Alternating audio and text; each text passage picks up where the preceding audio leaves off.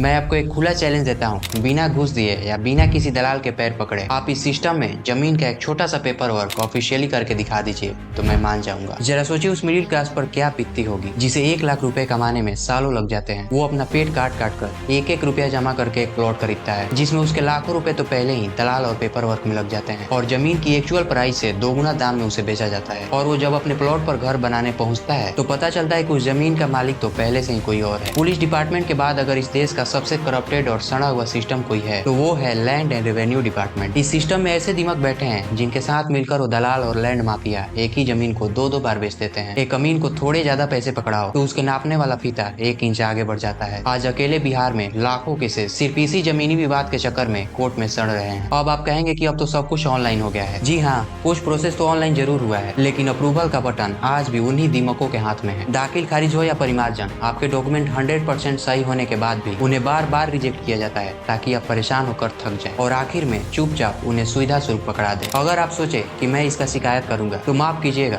आपसे बड़ा बेवकूफ कोई नहीं होगा और फिर अपना काम हमेशा के लिए भूल ही जाइए क्योंकि जिसके पास आपकी कंप्लेन जाएगी वो खुद इस करप्शन का हिस्सा है। इस सिस्टम में ऊपर से लेकर नीचे तक हर छोटे बड़े अधिकारी का कट पहले से ही फिक्स होता है और यही वजह है कि इस काम के लिए लोग लाखों रुपए घूस देते हुए चौंकते नहीं है क्योंकि करप्शन अब क्राइम नहीं, इस सिस्टम का एक रूल बन चुका है।